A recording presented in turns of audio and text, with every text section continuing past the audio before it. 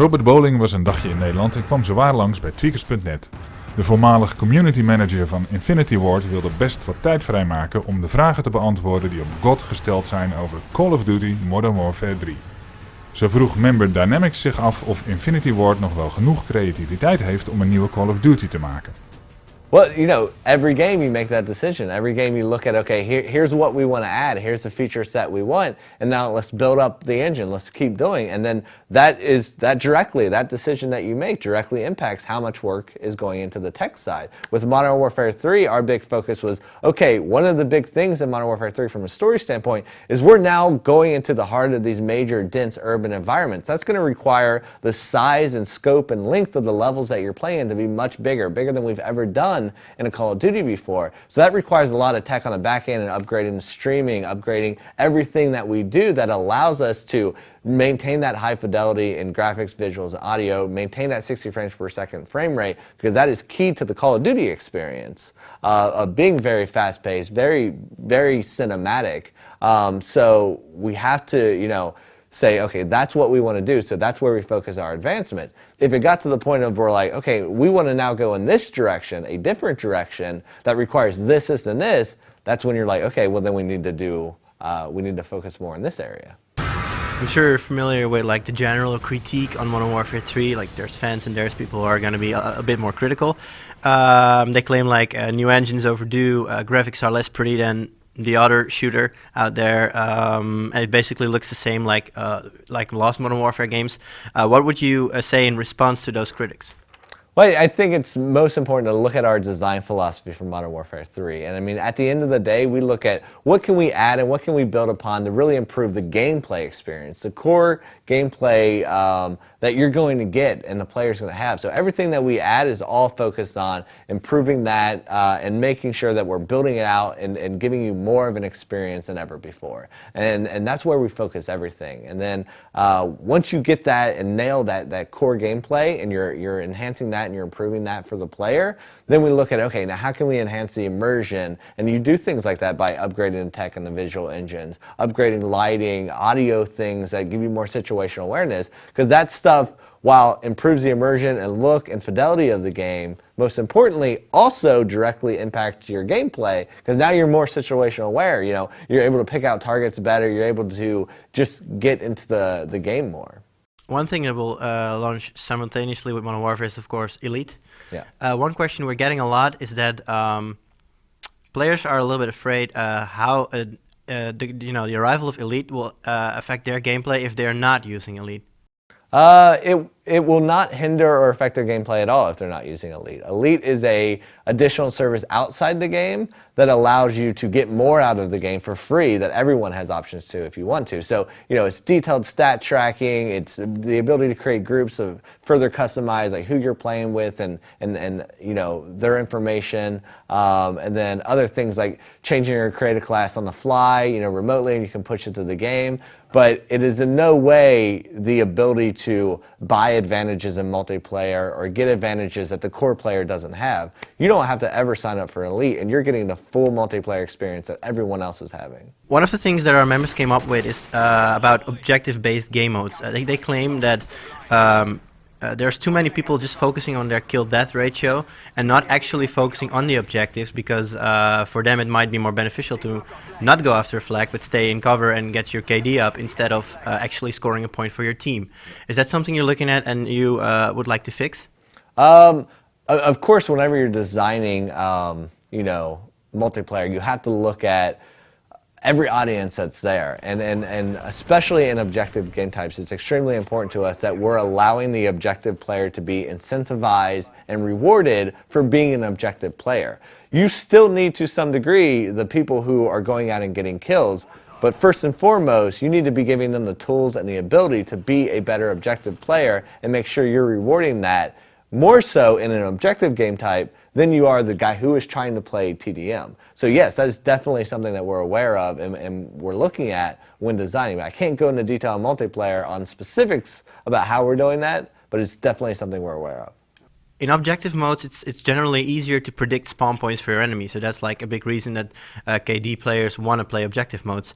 Staying on that predictability a little bit, Would you say it would not benefit the game to let players decide for themselves where they want to spawn?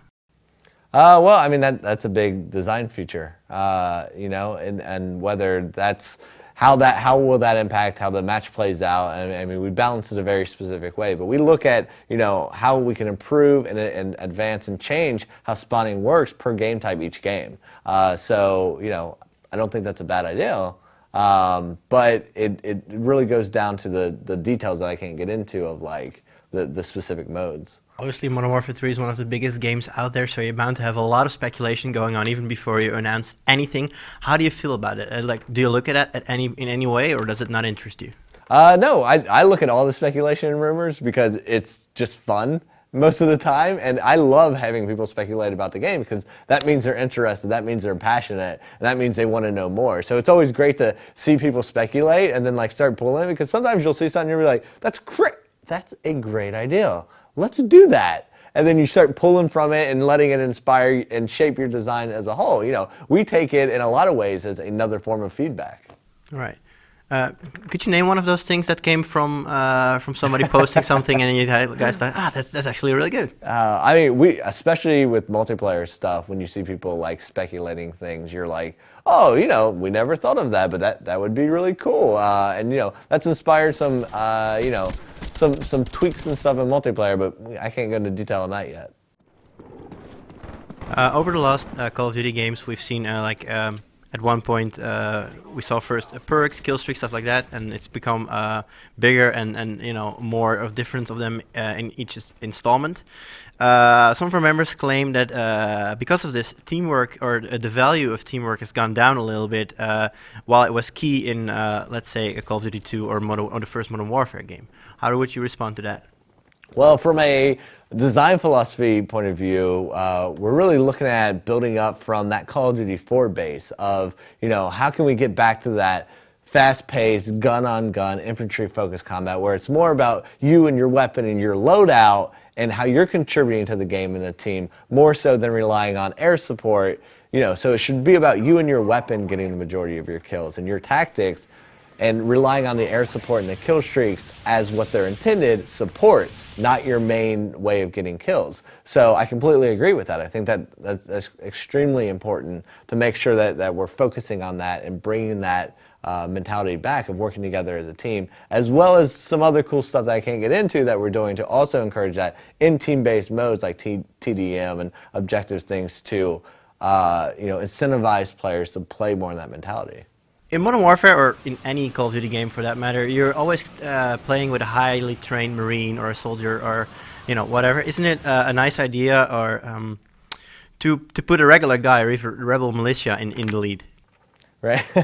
Well, I think that is good, and why in Modern Warfare 3 we like to give you a view of the conflict from different perspectives. So while sometimes you are boots on the ground, Delta Force and fighting in the streets of Manhattan's, other moments you're playing from different perspective. You're seeing what it's like to be air support or ground support, but most importantly, you are always just a guy on the ground as part of a group. You are never, the leader of a group. You are never the captain of the group. You are never, this singular badass guy. We always want you to be just one of the guys in the squad who is typically the lowest ranking, least skilled guy in it. So yeah, I agree. But there are moments that, you will be playing as these high-speed operators as well. Well, obviously, since it's one of the biggest games, it's bound to be subject of piracy, of course. I know it's a touchy-feely subject right there. But if you look at other publishers, a lot of publishers right now are postponing PC versions until long after the console versions have shipped in order to get like maximum sales and then release the risky PC version later. Is that something that you would do at any point in time? Well, I can't speak to what we do in the future, but I mean that hasn't been a discussion for us now, and it hasn't been a discussion for Modern Warfare 3. I think piracy is something that happens, and obviously everyone looks at how can you address it, but the philosophy that we try to take and we're taking with Modern Warfare 3 is we don't want to punish or limit or hinder the the legitimate customer and fan of our game, and that's just not something we're interested in. Especially coming out of Modern Warfare 2, we learned a lot about what our PC audience wants and what they're looking for from a PC version of Call of Duty, and we're looking to incorporate as much of that feedback as we can, especially moving forward. Er werden zoveel vragen gesteld op het forum dat het onmogelijk was om die allemaal uitgebreid aan bod te laten komen. Dus legden we Bowling nog wat vragen voor waarop hij alleen ja of nee mocht antwoorden. Will we see Price again? I can't say. That's a spoiler. Will there be quickscoping? Yes, there's quickscoping in Modern Warfare 3. Will there be dedicated sniper lobbies? It's up to the player. We like to give player the ability to customize their experience. So yes. Yes. Will there be afterlife perks like Second Chance and Martyrdom? I can't say. Will there be more smaller maps like suitable for one-on-one play? Yes, definitely.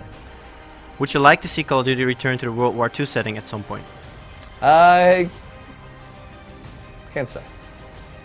It's about you. Would you like? Right. Is the Ghost spin-off still alive? Never existed. Will Modern Warfare 3 recognize the player earlier stats from previous Modern Warfare games, and will it reward the player for that? Can't say. Will Modern Warfare 3 feature a way for players to report bugs, glitches, exploits, and cheaters? Yes, Elite will help with that a lot. Will we see any changes in the melee system? Yes. Is it possible to shoot off soldiers' limbs in Modern Warfare 3? No.